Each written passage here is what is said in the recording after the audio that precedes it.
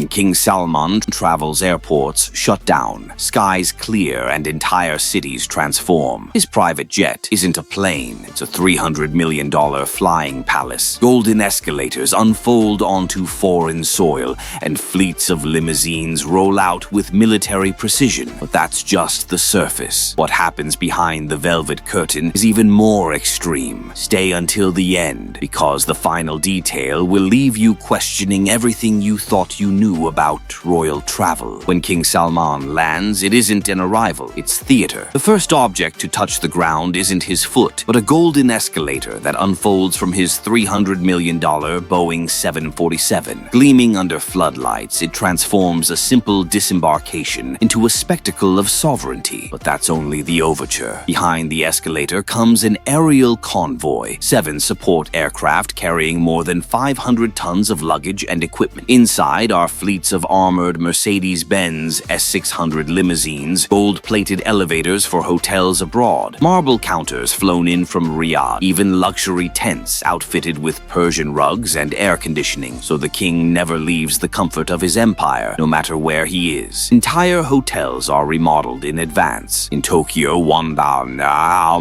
200 suites across 5-star properties were reserved and refitted with French linens, custom oud fragrances, and $2 million in security upgrades. Nothing is improvised. Every detail, from carpets to cutlery, is engineered to remind the host nation that this isn't a visit, it's an occupation. Velvet line, but absolute. From the outside, it's just a Boeing 747. Step inside King Salman's aircraft, and you enter a palace in the sky, a floating kingdom valued at over $300 million.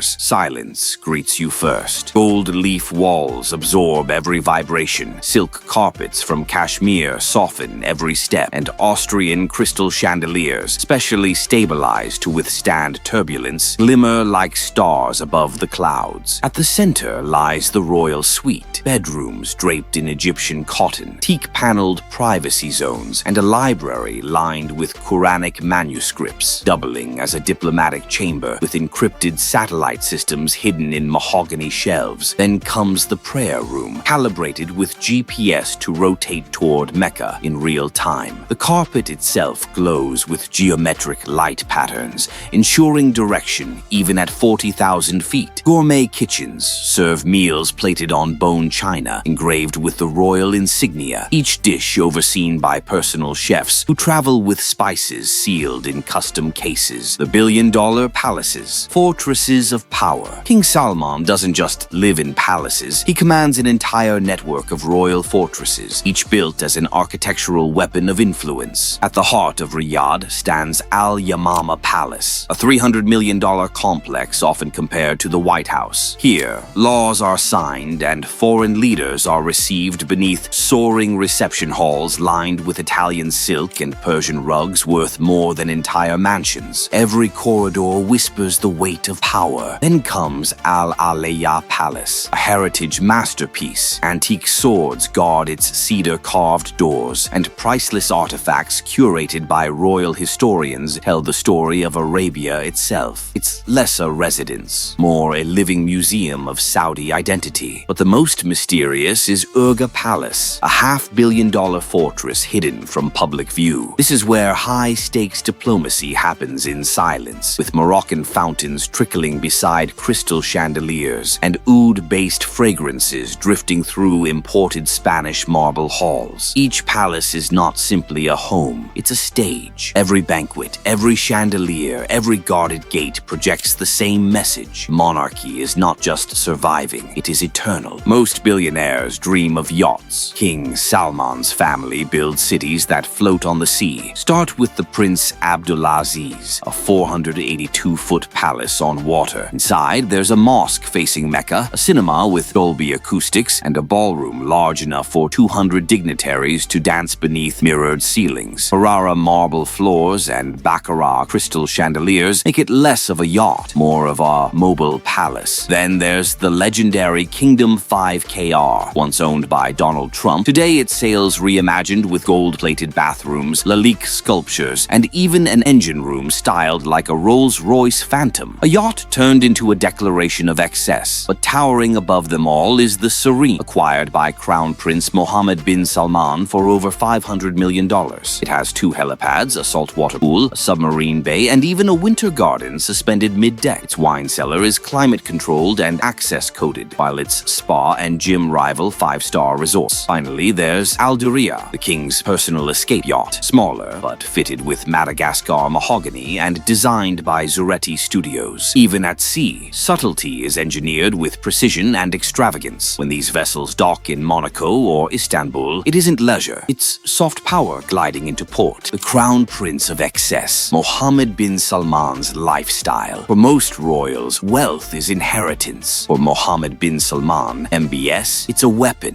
He uses luxury not for comfort, but to broadcast power on a global stage. At sea, his jewel is the Serene, a $500 million fortress stretching longer than a football field. 2 helipads, a saltwater pool, a cinema, even a submarine dock. It's less a yacht and more a private nation adrift at sea. Then comes Pegasus the Weight, a $120 million spectacle. With a convertible sun deck that transforms into a floating nightclub, it's designed not for travel, but for domination of presence. On land, his garage holds treasures rarer than oil. The Bugatti La Voiture Noire, valued at $18.2 million, most expensive hypercar in the world, custom interiors stitched like royal robes, brake calipers engraved with Saudi emblems, a sculpture on wheels that exists only once. And yet, the most extreme display wasn't a car or a yacht, it was a private island in the Maldives. $50 million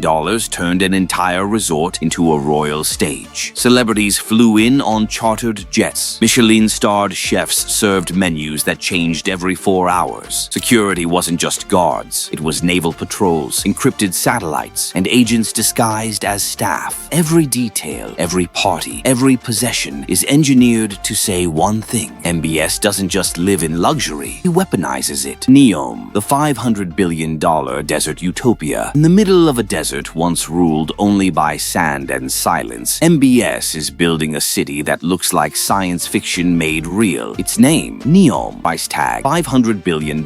Forget roads, forget cars. At its heart stands The Line, a 170-kilometer mirrored skyscraper, just 200 meters wide, designed to house 9 million people in a vertical ecosystem. Inside, everything runs on renewable energy. AI systems track every movement, and autonomous trains promise to cross the entire length in just 20 minutes. Another sector, Oxagon, pushes into the Red Sea, a floating megacity of factories, logistics hubs, and zero-emission shipping. Not far away, Trogina redefines the impossible, a winter sports zone with ski resorts, alpine lakes, and luxury chalets built in a desert where summer heat regularly passes 110 degrees. Construction is already underway. Billions spent on foundations. Architects from Zaha Hadid's firm, engineers from Ecom, consultants from McKinsey, all working in seat, sculpting the future out of sand. But Neom isn't just urban planning. It's a crown jewel of surveillance, luxury, and ambition. Every home wired with holographic assistance. Every transaction monitored by AI. Every wall reflecting the kingdom's vision of a new civilization. This isn't a city. It's a monarchy turned into an operating system. And for MBS, it's the ultimate power play, turning desert into destiny. The kingdom on the move. King Salman's traveling empire. When King Salman travels, the world doesn't just watch, it bends. His journeys are less trips and more royal mobilizations, rehearsed like military campaigns. An entourage of 1,500 people moves with him. 25 princes, senior ministers, elite physicians, translators fluent in every diplomatic nuance, Michelin star chefs, and layers of intelligence-trained security. Each has a role, each role timed to the second. Weeks before his arrival, advance teams descend on the destination. 5-star hotels aren't simply booked, they're rebuilt. What you've just witnessed isn't a travel diary. It's a moving empire, from golden escalators and bulletproof convoys to palaces in the sky. So the question is, when royalty moves like this, are we witnessing luxury, or are we witnessing the blueprint of influence itself? Because kings may rest, but empires, they never sleep. If you want more untold stories of billionaires, royals, and the secret world of power, subscribe to Richest now.